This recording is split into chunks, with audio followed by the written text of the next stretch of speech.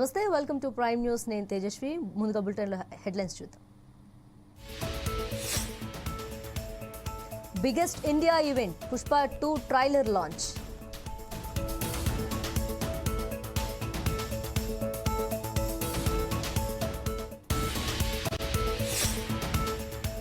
మహారాణా ప్రతాప్ సింగ్ విగ్రహ ఆవిష్కరణ దేశవ్యాప్తంగా ఏర్పాటు.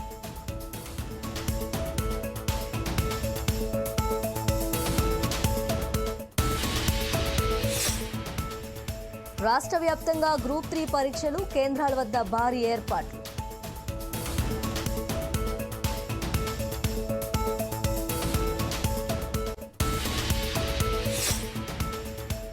మలుపులపై మలుపులు, సంచలనాల ట్యాపింగ్.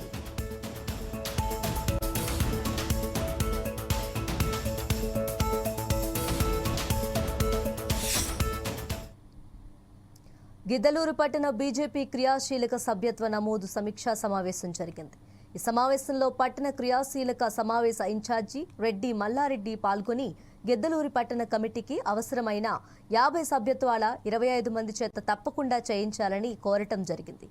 ముఖ్య అతిథులుగా జిల్లా అధికార ప్రతినిధి డాక్టర్ జేవి నారాయణ, రాష్ట్ర కిసాన్ మోర్చా కార్యవర్గ సభ్యుడు పిడతల రమేష్ రెడ్డి, జిల్లా ఉపాధ్యక్షుల భవనవాసి వెంకటరామాంజనేయులు పాల్గొని సభ్యత్వ నమోదు కార్యక్రమం విజయవంతం కావటానికి ప్రతి ఒక్కరూ ప్రయత్నం చేయాలని కోరటం జరిగింది.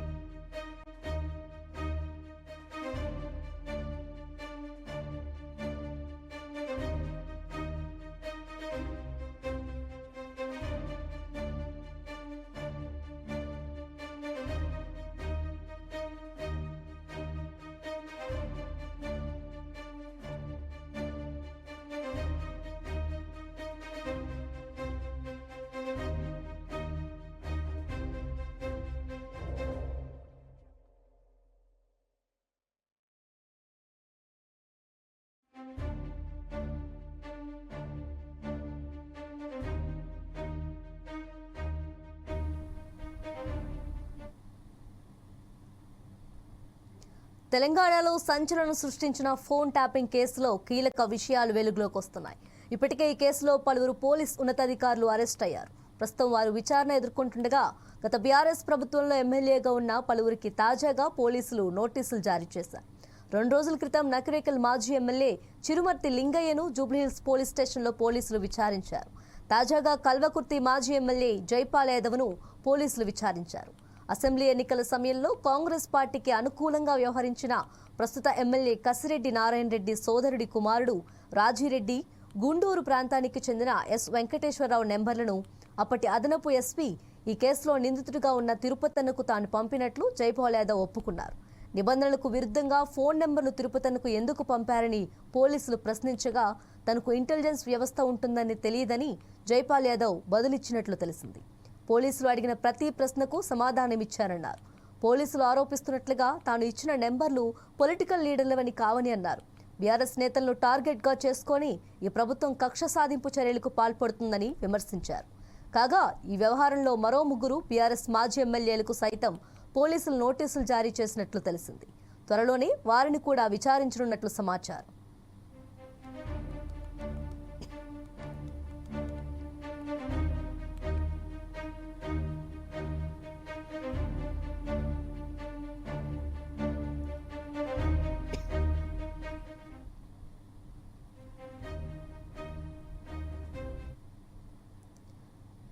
నర్సారావుపేట మండలం కోటప్పకొండ త్రికూటేశ్వర స్వామి దేవస్థానం సమీపంలో మహారాణా ప్రతాప్ సింగ్ అన్నదాన సమాజ్ ప్రాంగణంలో కార్తీక మాస 4వ వార్షికోత్సవ వన సమారాధన మహారాణా ప్రతాప్ సింగ్ విగ్రహ ఆవిష్కరణ కార్యక్రమం ఏర్పాటు చేయడం జరిగింది.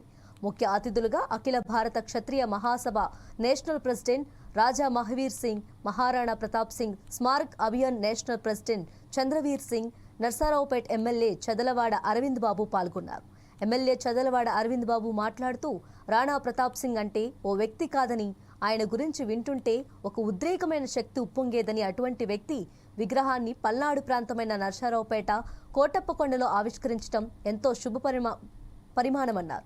అదేవిధంగా జాతీయ వ్యాప్తంగా రాణా ప్రతాప్ సింగ్ విగ్రహాలు 500 ప్రారంభిస్తామని, ఇటువంటి క్రమంలో 17వ విగ్రహాన్ని కోటప్పకొండలో ప్రారంభించడం ఎంతో సంతోషకరమని, రానున్న రోజుల్లో శ్రీశైలంలో కూడా రాణా ప్రతాప్ సింగ్ విగ్రహాన్ని ఆవిష్కరించి ప్రజలందరూ తెలుసుకునే విధంగా మ్యూజియం కూడా ప్రారంభించడం జరుగుతుందని తెలియజేశారు.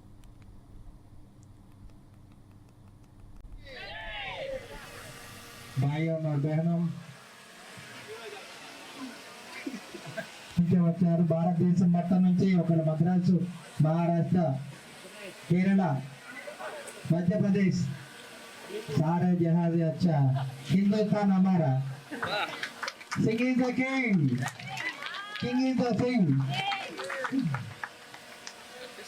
ఎంతో కష్టపడి ఈ కార్యక్రమాన్ని ఏర్పాటు చేసి మరి రాణా ప్రతాప్ సింగ్ గారి విగ్రహ ఆవిష్కరణకు మరి కార్యక్రమానికి ఎక్కడి నుంచి వచ్చిన పెద్దలందరూ కూడా శిరస్సు నమస్కారాలు తెలియజేస్తూ हमारे प्रणाम करता है.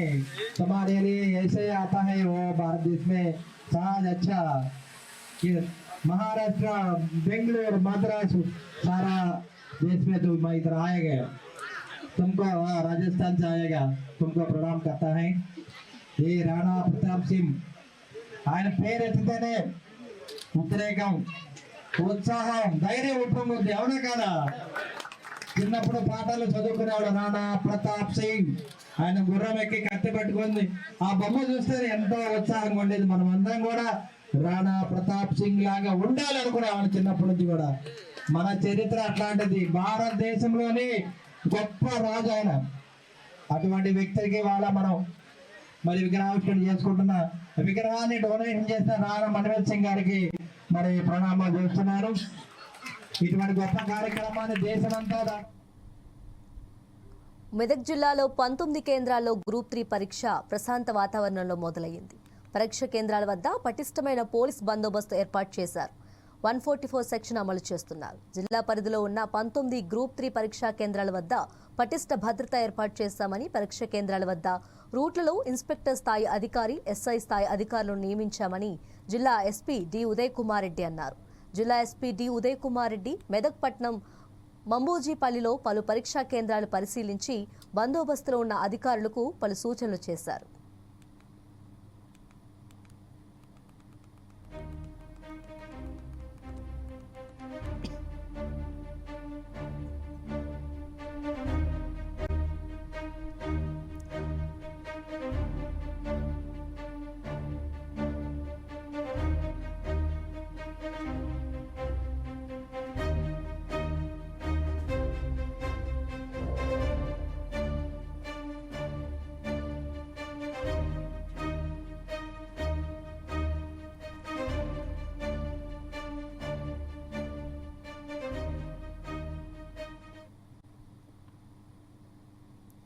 గ్రూప్ 3 పరీక్షల నిర్వహణకు అధికార యంత్రాంగం సర్వం సిద్ధం చేసింది. 2 రోజుల పాటు జరిగే ఈ పరీక్ష కోసం నిజామాబాద్, కామారెడ్డి జిల్లాల్లో మొత్తం 86 పరీక్షా కేంద్రాలు ఏర్పాటు చేశారు. నిజామాబాద్ జిల్లాలో 19,941 మంది అభ్యర్థులు, కామారెడ్డి జిల్లాలో 8,268 మంది అభ్యర్థులు పరీక్ష రాయాల్సి ఉండగా కొంతమంది గైర్హాజరయ్యారు, మరికొంతమంది సమయానికి చేరుకోలేకపోయారు. నిజామాబాద్లోని పరీక్ష కేంద్రాల వద్ద అన్ని ఏర్పాట్లు చేశామని నిజామాబాద్ ఏసీపీ వెంకట్రెడ్డి తెలిపారు. ప్రతి పరీక్ష కేంద్రం వద్ద 144 సెక్షన్ అమలు చేస్తున్నామన్నారు. ఇక ఉమ్మడి నిజామాబాద్ జిల్లాలో జరుగుతున్న గ్రూప్ 3 పరీక్షలకు సంబంధించి మరింత సమాచారం మా ప్రతినిధి శ్రీనివాస్ అందిస్తారు. ఇప్పటికే ఈరోజు రేపు 2 రోజులు కూడా గ్రూప్ 3 పరీక్షలు నిర్వహిస్తున్నారు. దీనికి సంబంధించి డీజీపీఎస్సీ ఆధ్వర్యంలో నిర్వహిస్తున్నటువంటి ఈ పరీక్షలకు అధికారులందరూ కూడా సర్వీసారు. అభ్యర్థులు మొత్తం కూడా దాదాపుగా ఉమ్మడి నిజామాబాద్ జిల్లాకు సంబంధించి మొత్తం 86 కేంద్రాలను ఏర్పాటు చేశారు. నిజామాబాద్ జిల్లాకు సంబంధించి 66 కేంద్రాలను ఏర్పాటు చేశారు. అభ్యర్థులు మొత్తం సంబంధించి 19,940 మంది అభ్యర్థులు అయితే మొత్తానికి పరీక్షకు సంబంధించి కూడా హాజరయ్యే అవకాశం ఉంది. అయితే ఇప్పటికీ అన్ని కేంద్రాలు ఎలాంటి ఇబ్బందులు జరగకుండా సంబంధించినటువంటి అధికారులు సైతం 2 రోజుల ముందు నుంచి అన్ని సెంటర్ల వద్ద ఇబ్బందులు జరుగుతున్నాయి. అన్ని ఏర్పాట్లు అయితే పూర్తి చేసిన నేపథ్యం కలుగుతున్నాం. అయితే నిజామాబాద్కి సంబంధించి ఏదైతే 66 కేంద్రాలు ఏర్పాటు చేశారో ఈ 66 కేంద్రాలకు సంబంధించి ఇప్పటికే ప్రతి పోలింగ్ ఏదైతే ప్రతి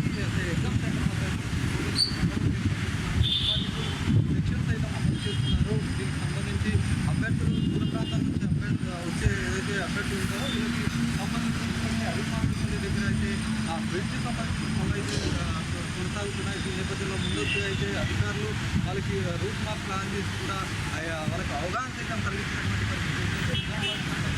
ఇప్పటికీ అర్వాయర్ సెంటర్లో అయితే పోలీసులు ఏర్పాట్లతో పాటు బందోబస్తు కూడా పర్యవేక్షిస్తున్నారు. ప్రస్తుతం నిజామాబాద్ కూడా వెంకటరెడ్డి సైతం కూడా ఏదైతే కేంద్రానికి వచ్చి అయితే పరిశీలన చేస్తున్నటువంటి పరిస్థితి మాట్లాడడం ఎలాంటి ఏర్పాటు చేశారు మోక్షానికి సంబంధించి తెలుసుకున్నారు. సార్ ఎట్లా ఏర్పాటు చేశారు? మొత్తం నిజామాబాద్ సంబంధించి 66 పరీక్ష కేంద్రాలు ఉన్నాయి. అక్కడ పోలీసుల బందోబస్తు ఏ విధంగా కొనసాగుతుంది?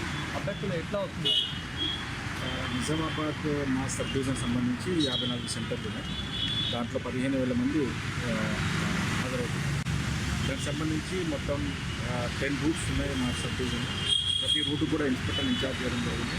ఎవ్రీ సెంటర్కి కూడా ఎక్కడైతే 400 ప్లస్ ఒక 8 సెంటర్స్ ఉన్నాయి అక్కడ ఎస్ఐతో పాటు 4 స్టాఫ్ ఇవ్వడం జరిగింది. మిగతా సెంటర్లకు కూడా 2 కానిస్టేబుల్స్ ఆ 2 కానిస్టేబుల్ ఒక ఉమెన్ పీసీతో పాటు బందోబస్తు ఇవ్వడం జరిగింది.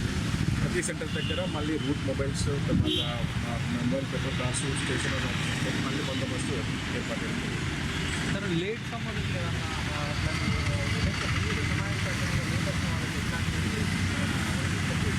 అది మాకు సంబంధం ఉంది. అంటే 9:30 మార్నింగ్ ఆటోమేటిక్గా క్లోజ్ అయిపోతే డేట్ దాదాపు ఇక్కడ నిజామాబాద్ సంబంధించి 15-20 మెంబర్స్ వరకు లేట్ వచ్చినట్టు మాకు సమాచారం ఉంది. అదంతా కూడా వాళ్ళ చీఫ్ సూపరింటెండెంట్ ఎవరైతే ఉన్నారో వాళ్ళతో దూర ప్రాంతాల నుంచి వచ్చే వాళ్ళకి ఇప్పుడు వార్తలు అది రైల్వేస్తో వారికి అవగాహన కల్పించారు. అది లాస్ట్ మనకి ఇప్పుడు ఇది 10 days నుంచి మనం ఇది డైవర్షన్ అనేది ఉంది. ప్రతి ఒక్కరికి తెలుసు. ఆల్రెడీ దాని గురించి పేపర్లో కానీ టీవీలో కానీ ఏర్పాటు చేయడం జరిగింది. అందరికీ కూడా చెప్పడం జరిగింది. ప్రతి ఒక్కరికి తెలుసు. సార్ వీళ్ళు ఎగ్జామినేషన్ పేపర్స్ సంబంధించి మేము వాటికి మాత్రం సపరేట్ క్లాస్ నుంచి ఎలా చేస్తాం. ముఖ్యంగా అనుమతి అయితే లేదు. అది ఏర్పాటు చేస్తారు. ప్రతి సెక్టర్ దగ్గర వాళ్ళు ఎవరైతే కాలేజీ వాళ్ళు ఉన్నారో వాళ్ళు ఒక కౌంటర్ పెట్టి తీసుకోవడం జరిగింది. కొంతమంది ఎవరైతే పేరెంట్స్ ఉన్నారో వాళ్ళతో పాటు ఇవ్వడం జరిగింది. Okay, thank you. ఈ మొత్తానికి కూడా ఆ నిజామాబాద్ నుంచి ఉన్నటువంటి ఏదైతే 66 పరీక్ష కేంద్రాలలో అయితే ఉదయం సంబంధించి 9:30 గేట్ అయితే క్లోజ్ చేస్తారు. పరీక్ష 10 గంటలకు స్టార్ట్ అవుతుంది. మొదటి పరీక్ష 12:30కు పూర్తి అవుతుంది. అనంతరం రెండో పరీక్ష అయితే 3 గంటల నుంచి 5:30 వరకు అయితే కొనసాగుతుంది. అయితే ఏదైతే దీంట్లో మధ్యలో ఉన్నటువంటి సమయం ఏదైతే 2 గంటల సమయం ఉందో 2 గంటల సమయానికి సంబంధించి దూర ప్రాంతం నుంచి వచ్చే ఎవరైతే పరీక్ష రాయడానికి వచ్చిన అభ్యర్థులందరూ కూడా విరామం కొనసాగిస్తారు.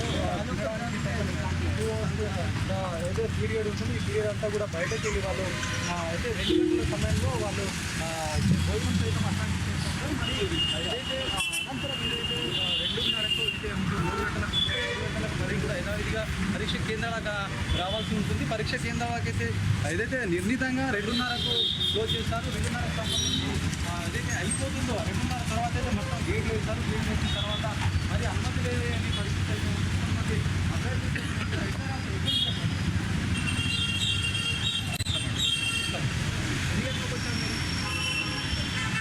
9:30 అంటే ఎగ్జాక్ట్లీగా చేరుకున్నా 9:30. ఓకే, ఎట్లా ఉంది పరీక్ష? ఎట్లా రాశారు మొత్తానికి? ఎట్లా ఏర్పాటు ఎట్లా ఉన్నాయి? ఓకే, అన్ని ఫెసిలిటీస్ ఉన్నాయి. వాటర్ అయితే పరీక్ష రాయడానికి దూర ప్రాంతాల నుంచి సైతం వస్తున్నటువంటి ఇప్పుడు 12:30కు ఏదైతే వదిలినటువంటి బ్రేక్ సమయం ఏదైతే బ్రేక్ సమయంలో బయటకు వస్తున్నారు. అభ్యర్థులందరూ కూడా పరీక్ష రాకుండా వస్తున్నారు. లగేజ్ సంబంధించి కూడా ఆప్షన్ ఏర్పాటు చేశారు.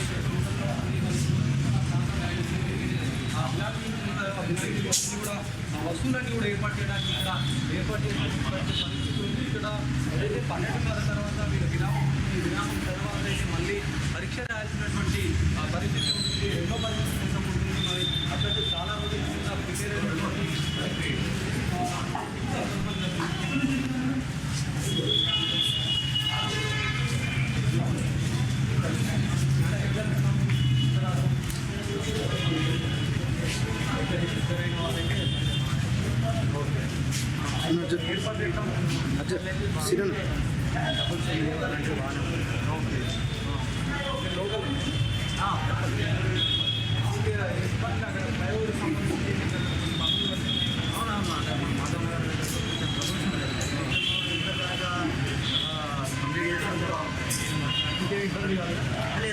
బైపాస్ చూడొచ్చు అభ్యర్థులందరూ కూడా పరీక్షా కేంద్రానికి బయటకు వెళ్తున్నటువంటి పరీక్ష రాయడానికి ఉమ్మడి నిజామాబాద్ జిల్లాకు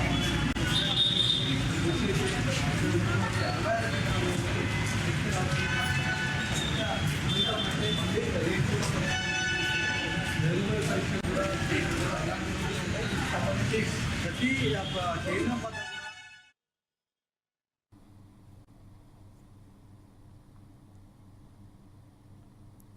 తెలుగువారిపై అభ్యంతరకర వ్యాఖ్యలు చేసిన సినీ నటి కస్తూర్ని చెన్నై పోలీసులు అదుపులోకి తీసుకున్నారు. శనివారం గచ్చిబౌలిలో ఆమెను అరెస్ట్ చేసి చెన్నైకి తరలించారు. తాజాగా ఇవాళ ఆమెను చెన్నైలోని ఎగ్మోర్ కోర్టులో హాజరుపరచగా ఈ నెల 29 వరకు జ్యుడిషియల్ రిమాండ్ విధించారు.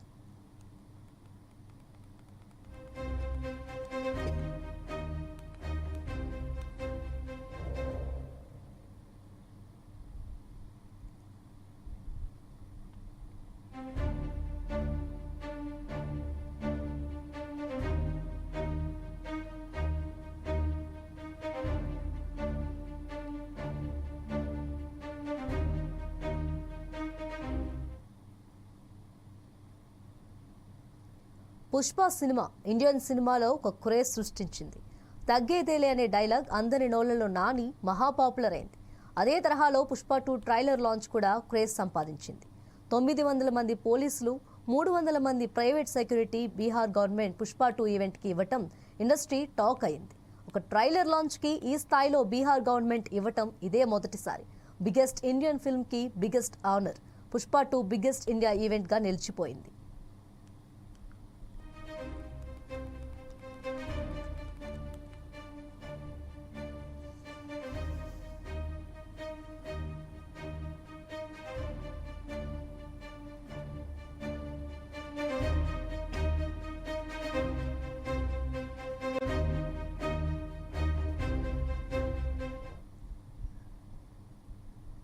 మీరు ఇక్కడ స్పీడ్గా వెళ్తున్న వాహనాన్ని చూస్తున్నారుగా, ఇదేదో సినిమాలో చేజింగ్ దృశ్యం కాదు, దొంగ పోలీస్ చేజింగ్ కూడా కాదు. ఒక పౌరుడు అంబులెన్స్ వాహనానికి దారి ఇవ్వకుండా మూర్ఖంగా డ్రైవ్ చేస్తూ వెళ్తున్నారు. ప్రాణాలు కాపాడే అంబులెన్స్కు దారి ఇవ్వకుండా ట్రాఫిక్ రూల్స్ పాటించినందుకు తగిన శాస్తి జరిగింది. కట్ చేస్తే పోలీసులు అతనికి 2,50,000 జరిమానా విధించారు. ఎవరైనా సరే రూలేగా మరి.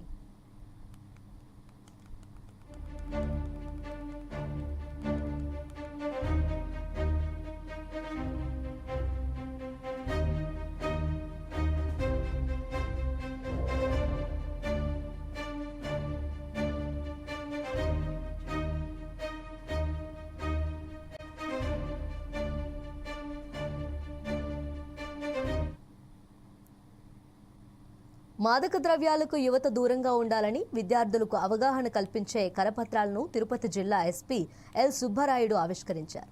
తమ సిబ్బంది జిల్లాలోని అన్ని పాఠశాలలకు ప్రతిరోజు కళాశాల వద్దకు వెళ్లి విద్యార్థులకు మాదక ద్రవ్యాలపై అవగాహన కార్యక్రమాలు నిర్వహిస్తున్నట్లు తెలిపారు.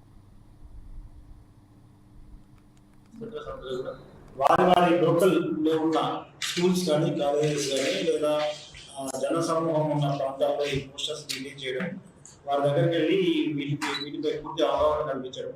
సపోజ్ స్కూల్ ఉన్నప్పుడు లేదా హాస్టల్ ఉన్నప్పుడు హాస్టల్కి వెళ్ళి ఒక హాఫ్ అవర్ వాళ్ళతో స్పెండ్ చేసి వీటి గురించి అవగాహన కల్పించాలనే ఒక మంచి కార్యక్రమంలో భాగంగా ఏర్పాటు చేయడం. ప్రభుత్వం కూడా దీనిపై కరెక్ట్ ఇన్స్ట్రక్షన్స్ అన్ని కూడా ఇవ్వడం జరిగింది. దానికి అనుగుణంగా రాష్ట్ర వ్యాప్తంగా కానీ లేదా జిల్లా వ్యాప్తంగా కానీ టాస్క్ ఫోర్స్ ఏర్పాటు చేయడం జరిగింది. దాంట్లో కానీ లేదా ఇతర కార్యక్రమాలు, అదేవిధంగా సైబర్ క్రైమ్ పూర్తి అవగాహన కార్యక్రమాలు కూడా ఇంకా పెంపొందిస్తాం. రాబోయే రోజుల్లో ప్రజలందరికీ కూడా అవగాహన జరగాలి. ఈ డ్రగ్స్ మీద ఎటువంటి ఎఫెక్ట్ ఉంటుంది, తర్వాత సైబర్ మీద పూర్తి అవగాహన. ఒక ఓటీపీ షేర్ చేయాలంటే ఆలోచించి షేర్ చేసే విధంగా వాళ్ళలో అవగాహన కావాలి. ఈ చాలా మంది ఎడ్యుకేటెడ్ మీది పార్సల్ పలానా చోట స్ట్రక్ అయ్యింది,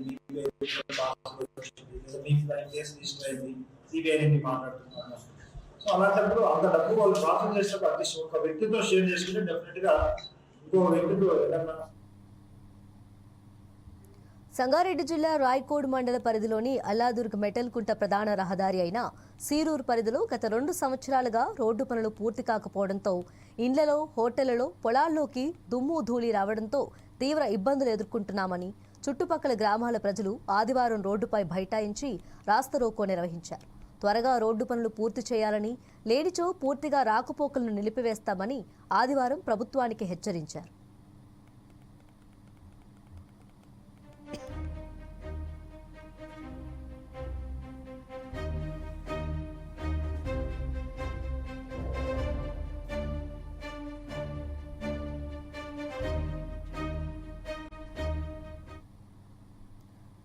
పోలీస్ బ్యాడ్జీల్లో మార్పు చేయాలని తెలంగాణ ప్రభుత్వం ఆదేశాలు జారీ చేసింది. తెలంగాణ స్టేట్ పోలీస్ స్థానంలో తెలంగాణ పోలీస్ అని, బ్యాడ్జీల్లో టీఎస్పీ స్థానంలో టీజీపీ అని, టీఎస్ఎస్పీ స్థానంలో టీజీఎస్పీ, టీఎస్పీఎస్ స్థానంలో టీజీపీఎస్ ఉండేలా మార్చాలని హోంశాఖ కార్యదర్శి రవి గుప్తా ఆదేశాలు జారీ చేశారు.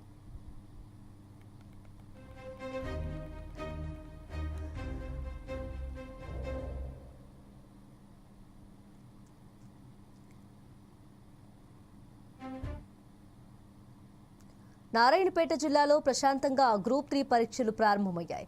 నారాయణపేట జిల్లాలో 4024 మంది అభ్యర్థులకు 13 పరీక్షా కేంద్రాలను ఏర్పాటు చేశారు. పరీక్షా కేంద్రాలకు అభ్యర్థులు ఉదయం 9:30 చేరుకోవాలని నిబంధనలు ఉండడంతో అక్కడక్కడ 1 నిమిషం ఆలస్యమైన అభ్యర్థులను అనుమతించలేదు. ఆల్మోస్ట్ ఆల్ 4200 క్యాండిడేట్స్కి అలాట్ చేశారు. Telangana state public service commission దానికి సంబంధించి 144 సెక్షన్ అమల్లో ఉంది. కలెక్టర్ గారు ఇష్యూ చేశారు. మా ప్రతి ఒక్క సెంటర్ దగ్గర మా సిబ్బందిని పోస్ట్ చేశారు. మా ఎస్పీ గారి ఆధ్వర్యంలో, నారాయణపేట జిల్లా ఎస్పీ గారి ఆధ్వర్యంలో ప్రతి ఒక్క చోట కూడా బందోబస్తు అరేంజ్మెంట్ ప్రాపర్ చేసినాం. ఈ రోజు అండ్ రేపు రెండు రోజులు ఉంటుంది. ఎలాంటి అవాంఛనీయ సంఘటన జరగకుండా ప్రాపర్ ట్రాఫిక్ కానీ లేకపోతే అండ్ సెంటర్ దగ్గర కూడా ఎలాంటి ప్రాబ్లమ్స్ రాకుండా బందోబస్తు ఏర్పాటు చేయడం జరిగింది. ఆల్మోస్ట్ ఆల్ అన్ని ర్యాంక్స్ కలిపి ఒక 100 మంది. పల్నాడు జిల్లా పిడుగురాళ్ల పట్టణం 13వ నెంబర్ సచివాలయం ఏఎన్ఎం ఉద్యోగిని కరీమున్నిషా గురజాల నియోజకవర్గం YCP social media coordinator Pulicherla Suresh Reddy లైంగికంగా వేధిస్తున్నాడని పోలీసులకు ఫిర్యాదు చేశారు. సురేష్ రెడ్డిని పోలీసులు అదుపులోకి తీసుకొని విచారిస్తున్నారు. తాను గతంలో కూడా పోలీసులకు ఫిర్యాదు చేశారని, న్యాయం జరగలేదని, ఈసారైనా సురేష్ రెడ్డి వేధింపుల నుంచి కాపాడాలని కోరుతున్నారు. భర్తతోటి విడిపోయి 5 సంవత్సరాలుగా ఒంటరిగా జీవించుచున్నాను. నాకు 2 పిల్లలుంది. నా పని నేను చేసుకుంటూ నా మానాన నేను బ్రతుకుతూ ఉండగా కాసుమహేశ్వరెడ్డి దగ్గర ఉండే అనుచరుడు పులిచెర్ల సురేష్ రెడ్డి నా వెంట పడసాగాడు. నన్ను అసభ్యంగా ప్రవర్తించటము, తనతోటి ఉండమని వేధించటము, తన దగ్గరికి రమ్మని, తను పెళ్లి చేసుకోమని అడగసాగాడు. నాకు ఇష్టం లేదని ఎన్నిసార్లు చెప్పినా పదే అదే ప్రస్తావన తేవటం, నా వెంట పడటము, మా ఇంటి వైపు రావటము, నేను ఎక్కడికి బజార్కి వెళ్తున్నా నా వెంటే రావటము, అందరిలో మాట్లాడటము, ఎలా పడే అలాగ చేస్తూ ఉన్నాడు. అవి భరించలేక ఒకసారి కేసు పెట్టాను సార్. పవన్ సార్ గారు ఉన్నారు అప్పుడు. ఆయన వెంటనే 1 గంటలో పిలిపించి అతన్ని మందలించడం అలా చేశారు. అతని చేత నాకు క్షమాపణలు కూడా చెప్పించారు. నేనేమి చెయ్యను, ఏమి వెంటపడినా అని మాట ఇచ్చి మళ్ళీ ఆ 2వ రోజు నుంచే నన్ను వెంటపడసాగాడు సార్. నేను మళ్ళీ కాసుమహేశ్వర రెడ్డి గారి దగ్గరికి వెళ్ళాను సార్. మాజీ ఎమ్మెల్యే గారు, అతన్ని అరచుడే కాబట్టి అతను పెట్టిన మెసేజ్లు అవన్నీ నేను జిరాక్స్ కాపీ తీసుకుని సార్ దగ్గరికి వెళ్ళాను. వెళ్తే ఏంటమ్మా ఇవన్నీ అని అంటే, ఇలా కేసు అవుతున్నాడు సార్, మీ పక్కనే ఇలా మెసేజ్లు పెట్టాడు, ఇలా వెంటపడి వేధిస్తున్నాడు అని చెప్పి అవి సాక్ష్యాలు కూడా చూపించాను సార్. చూపిస్తే నేను మందులిస్తానమ్మా అని చెప్పారు. ఆయన ఏమీ పట్టించుకోలేదు. నాకు అక్కడ ఏమీ న్యాయం జరగలేదు. ఆ తర్వాత కూడా వేధింపులకి గురి అయ్యాను నేను. ఇలా ఎన్నాళ్ళు సాగాలని ఆలోచించుకొని నాలో నేనే బాధపడి మళ్ళీ కేసు పెట్టడానికి వెళ్ళాను సార్. నాకు అక్కడైనా న్యాయం జరుగుతుందని నేను భావిస్తున్నాను. మీరే ఎలాగైనా నాకు న్యాయం చేయాలి సార్. ఇలాగే నాలాగా ఇంకే ఆడపడిచి బాధపడకూడదు. వాళ్ళు ఇబ్బందులు. అనకాపల్లి లక్ష్మీనారాయణ నగర్లో తెదేపా కార్యాలయంలో ఆంధ్రప్రదేశ్ రాష్ట్ర ముఖ్యమంత్రి చంద్రబాబు నాయుడు సోదరుడు చంద్రగిరి నియోజకవర్గం మాజీ శాసనసభ్యుడు నారా రామ్మూర్తి నాయుడు అకాల మరణానికి చింతిస్తూ తెలుగుదేశం పార్టీ రాష్ట్ర కార్యనిర్వాహక కార్యదర్శి తాడి రత్నాకర్ రామ్మూర్తి నాయుడు చిత్రపటానికి పూలమాలలు వేసి ఘనంగా నివాళులర్పించారు. వారి కుటుంబానికి తన ప్రగాఢ సానుభూతిని తెలియజేశారు. రామ్మూర్తి నాయుడు గారు నిన్న కాలం చేయడం, ఆయన చనిపోవడం అనేటువంటిది తెలుగుదేశం పార్టీకి పెద్ద లోటు. అలాగే ఆయన ఒక మంచి మనిషి, మృదు స్వభావి. అలాగే వాళ్ళ సొంత సోదరులు ముఖ్యమంత్రిగా ఉన్నప్పటికీ కూడా ఏ రోజు ఆ దర్పం కానీ ఆ అధికారం కానీ ఎక్కడా కూడా ఆయన ప్రదర్శించకుండా ఒక సామాన్య కార్యకర్తలాగే ఉండడానికి ఆయన ఎక్కువ ఆసక్తి చూపేవారు. అదేవిధంగా ముఖ్యంగా ఆయన ఎమ్మెల్యేగా చంద్రగిరి ఎమ్మెల్యేగా పనిచేసినప్పటికీ కూడా ఆ ఎమ్మెల్యే టర్మ్ అయిపోయిన తర్వాత కూడా మళ్ళీ ఎమ్మెల్యేగా చేయమని ఆయనకి అవకాశం ఇచ్చినప్పటికీ కూడా లేదు, ఒకే ఇంట్లో మేము అందరం ఉండి చేయడం మంచిది కాదు, దాని బదులు కార్యకర్తలు నాయకులు వేరే వాళ్ళు పెరగాలి, వాళ్ళని పెంపొందించాలి అనే ఉద్దేశంతో ఆయన రాజకీయాన్ని కూడా త్యాగం చేసి తెలుగుదేశం పార్టీ అభివృద్ధి కోసం, బలోపేతం కోసం, అలాగే తెలుగుదేశం పార్టీ కార్యకర్తల అభ్యున్నతి కోసం ఆయన ప్రతిక్షణం కూడా ఆలోచించేవారు. అదేవిధంగా ఆయనకి ప్రత్యేకంగా మన అనకాపల్లి నియోజకవర్గంతో అత్యంత సన్నిహిత సంబంధాలు ఉన్నాయి.